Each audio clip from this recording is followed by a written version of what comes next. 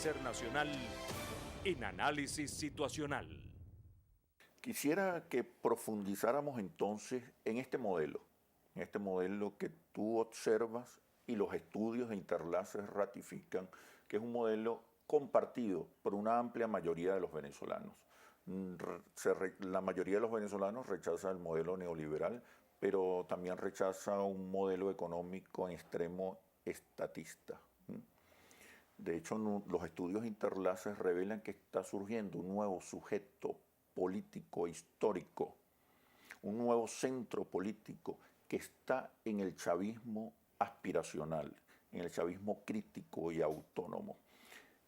¿Podríamos enumerar, en tu opinión, cuáles son las características de este modelo que pudiesen compartir incluso las fuerzas políticas que hoy están confrontadas? Sí, yo quiero insistir que un modelo o unos parámetros comunes se construyen partiendo de la idea de que hay intereses distintos. No solo visiones, sino intereses en la sociedad distintos.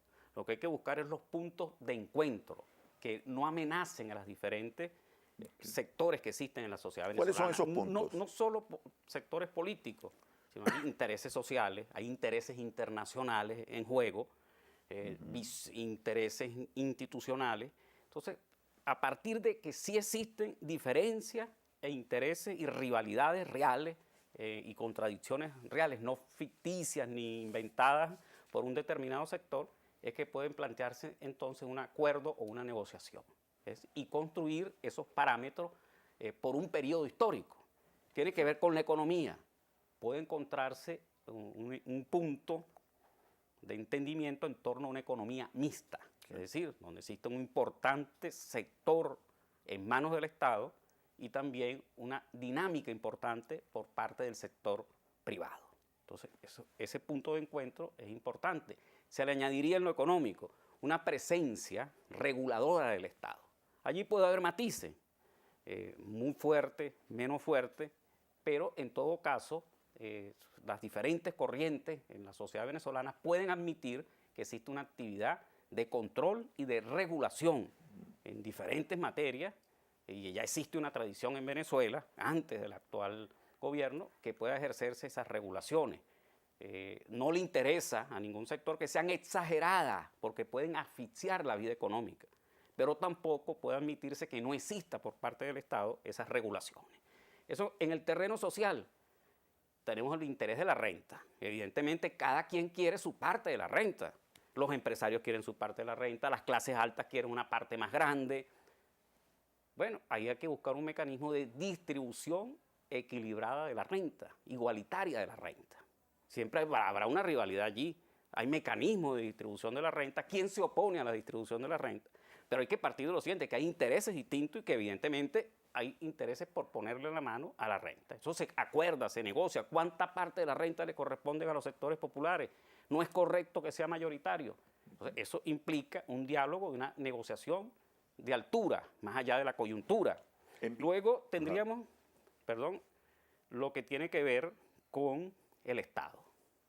Cada quien le quiere poner la mano a las instituciones del Estado y al Estado, en función de qué intereses funciona el Estado.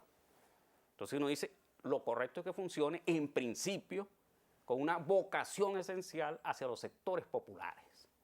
Así como la Iglesia definió en un momento que el papel de la Iglesia tenía como vocación esencial los pobres, el Estado venezolano puede tener una vocación esencial hacia los sectores populares. Esto no excluye, los otros sectores también son parte de la sociedad venezolana, las clases medias y la clase alta, empresarial, pero con una vocación especial hacia los sectores populares. Se acercan unas elecciones parlamentarias. Normalmente en estos periodos se acentúan las diferencias y la confrontación se hace fuerte. ¿Es posible en este contexto llegar a acuerdos sobre una visión compartida de sociedad? Pero eso hay que comenzarlo a trabajar. No es exactamente una visión compartida, sino con visiones distintas, buscar puntos y parámetros que puedan ser aceptados mutuamente. Cada quien con su visión diferente, pero estamos trabajando para un determinado periodo histórico, unas 2 décadas o 3 décadas. Luego, Lo coyuntural, por supuesto, toda campaña electoral obliga a esquemas de enfrentamiento, de crítica, pero pueden realizarse simultáneamente. ¿Cómo neutralizar a estos factores extremistas que, si bien son minoritarios, hacen mucho ruido? Sí, bueno, primero comprendiendo la necesidad de este esfuerzo que trascienda la coyuntura y dando también respuesta a elementos, digamos, que permitan que el proceso electoral en particular se desenvuelva de una manera más, digamos, con menos fricciones. Toda campaña electoral tiene fricciones. En la medida que hay una votación, eso es un momento decisivo. Ahora, hay que crear dos puntos básicos, porque eso ya es urgente, porque son unas elecciones en 12 meses, 11 meses. Entonces, tendría que crearse puntos que tienen que ver con el Consejo Nacional Electoral, ya se ha avanzado en esa materia, y también en función de los resultados electorales. Existen dos escenarios, que la Asamblea Nacional la gane el gobierno, entonces allí habría que tomar las medidas necesarias para que eso no provoque nuevamente una reacción que tienda al derrocamiento del gobierno, como ocurrió la vez pasada. Eso hay que trabajarlo desde ya para evitar que surja esa reacción. Y en el caso que gane la oposición, tendríamos un escenario inédito, porque un poder público, que es el Poder Ejecutivo, estaría en manos del Partido Socialista, y un poder público, que es la Asamblea Nacional, estaría en manos de los partidos de oposición.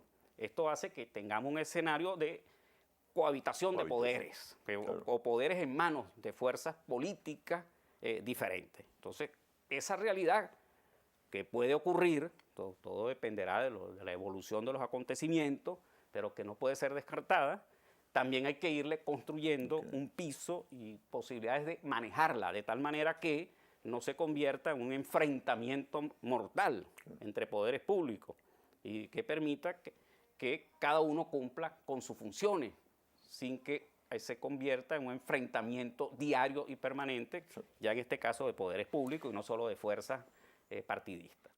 Le damos las gracias a Leopoldo Pucci por compartir el análisis situacional de esta noche. Creo que sus reflexiones son muy oportunas e interesantes para el debate tan necesario que debe haber en el país. Ahora, las conclusiones. Si hay espacios para el encuentro, 2 de cada 3 venezolanos creen en un modelo económico y social que garantice la justicia social y la igualdad, que establezca un modelo económico donde participen la empresa privada y el Estado, que promueva el emprendimiento ciudadano y las pequeñas y medianas industrias. La mayoría de los venezolanos creen en la iniciativa privada, pero también en un Estado regulador y vigilante. Hoy en Venezuela ha surgido un nuevo sujeto social histórico. No son opositores, no son niní o independientes, representan a una nueva mayoría emergente que decidirá el futuro del país. Así culmina el análisis situacional de esta noche. Los invito a seguirnos y a participar con sus opiniones en nuestras redes sociales. Soy Oscar Chemmel y los invito para el análisis situacional de la próxima semana. Recuerde, usted es quien decide. Buenas noches.